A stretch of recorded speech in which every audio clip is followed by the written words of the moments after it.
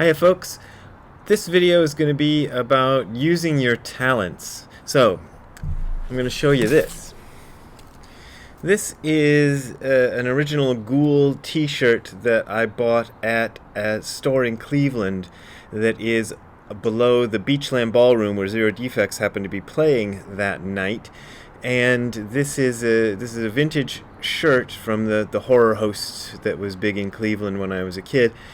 And when I bought it, I decided I'm not going to wear it because it's kind of fragile and it's kind of old, but I wanted to reproduce it.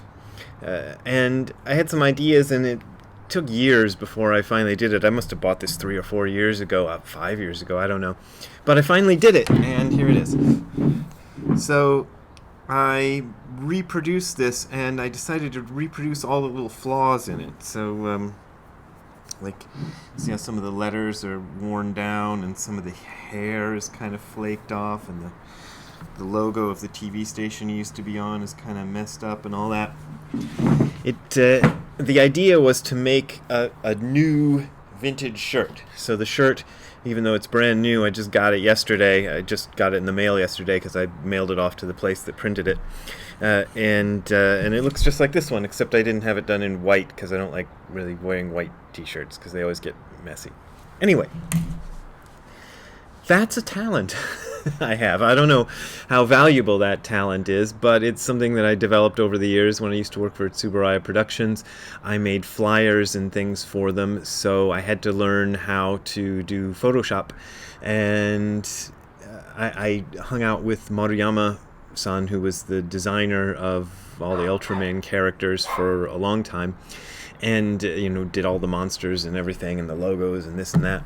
So I'd sit and watch him and ask him questions about using the different options on Photoshop and whatever to make things. And I put this to use making t-shirts. I do this occasionally for myself. If there's a t-shirt I want, I'll make it on Photoshop, and then I'll send it to this place that prints them.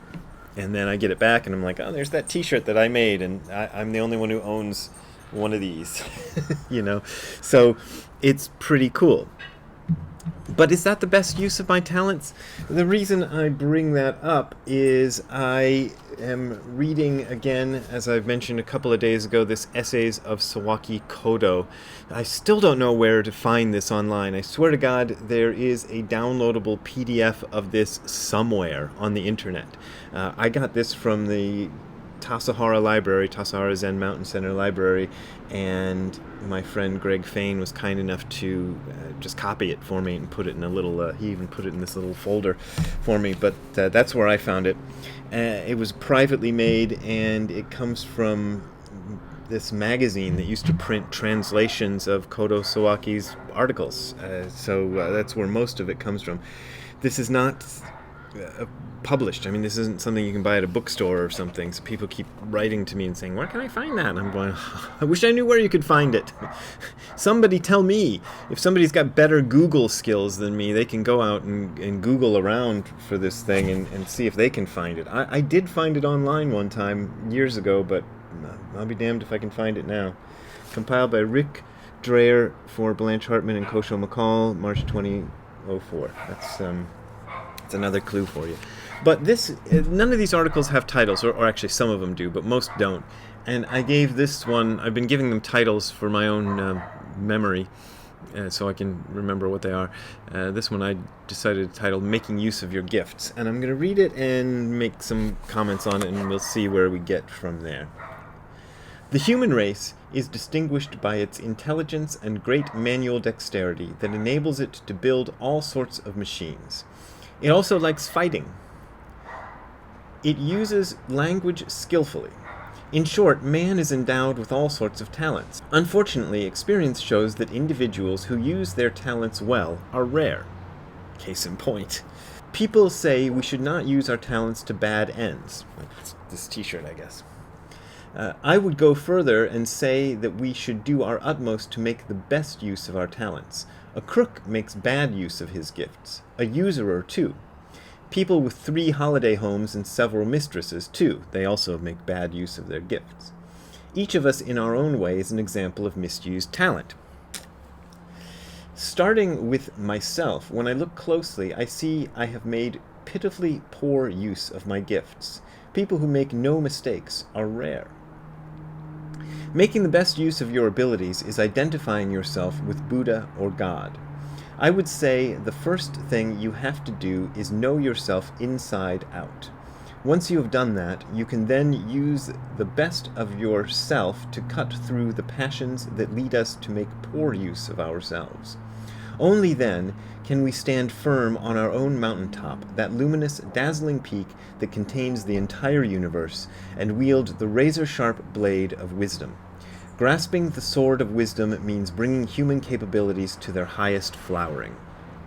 People who reach this high point in themselves, where heaven and earth have the same root, where they are one with the entire universe, are capable of helping others. So I really love what he says there. I used to call myself Man of Useless Talents. This is one of the nicknames I gave myself when I was in this band called My Niece's Foot, which I was part of when I first got to Japan. Some other Americans who lived in Toyama Prefecture in the city of Takaoka. We put together 3 Americans and 1 British guy. So we put together a band called My Niece's Foot, and I'd introduce, members of the band, and I'd introduce myself as the Man of Useless Talents, because I felt like I had all these abilities that I'd worked on over the years, because I kind of like figuring out how to do things, but they're all sort of useless. They're all like, you can make a Ghoul t-shirt.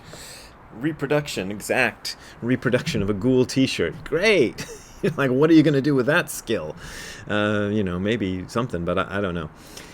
But I think he's right. I think when you look at mankind, we have these tremendous abilities. I look at Ziggy Pup, and he can't even figure out how to put his own clothes on. He likes to have his collar put on, and he likes to have his harness put on when we take him for a walk, but he can't do it by himself.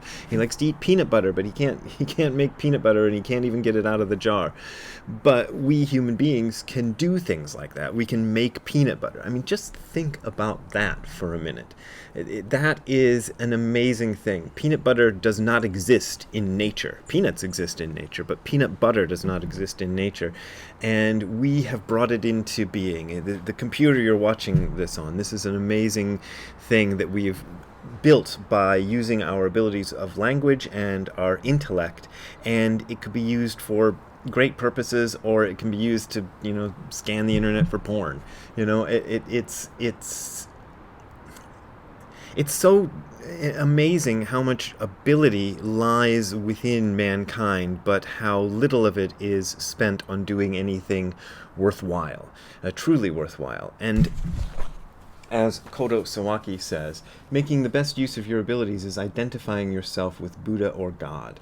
So, you could argue whether there is a God or not. Or I even know some people who argue whether Buddha really existed. There's people right here who leave copious comments on this YouTube channel arguing that Buddha never existed.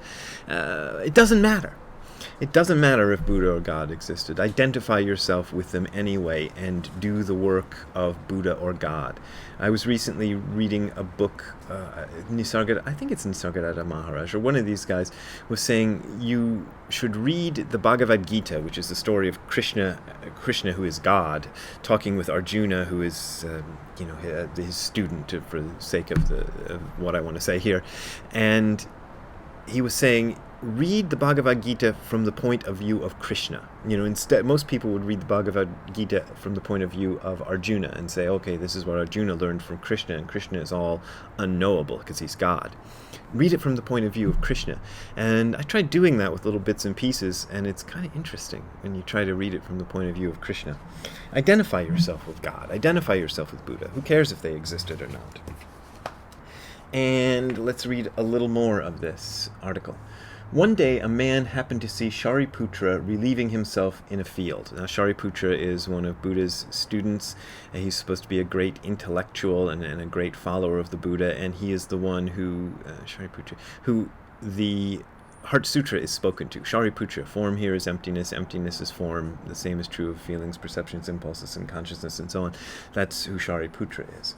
So one day, a man happened to see Shariputra peeing in a field. The man felt great gratitude. He put his hands together and prostrated himself.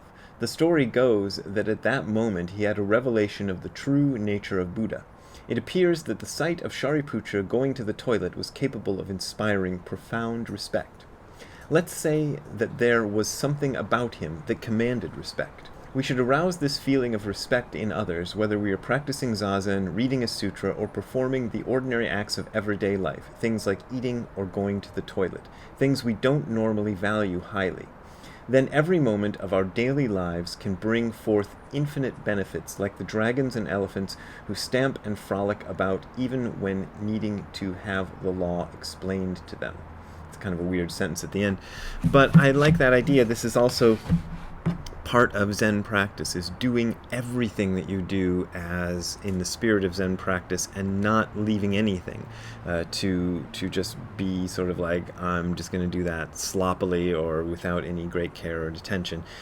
And because Shariputra was paying great care and attention even when he was peeing in a field, this was inspirational to the guy who saw him, and that is, I don't know if I can put any more gloss on that story that makes it any better. I think I just make it worse by talking about it. And he goes on to say, this is Kodo Sawaki, when I look back on my life, I realize I could have become many things. He was a Buddhist master and talker abouter of Buddhism. That's what he's most well known for. But, he says, when I was little, I thought of doing all sorts of jobs. Is it just chance that I became a monk and put everything I've got into it? I could have been a navvy building the railways, for instance. I would have spent the whole day wielding my pick and shovel to move great quantities of earth, and then in the evening I would have gone home and drunk lots of sake. I would have liked that life simply because it was my life. I could have become a singer, although I don't know that my voice would have been good enough, or a storyteller. I could have become anything, somebody really okay or a complete slob. Life is like a nail. Doesn't matter where you decide to bang it in, here or over there, it has many different uses. The same is true of illusion or satori.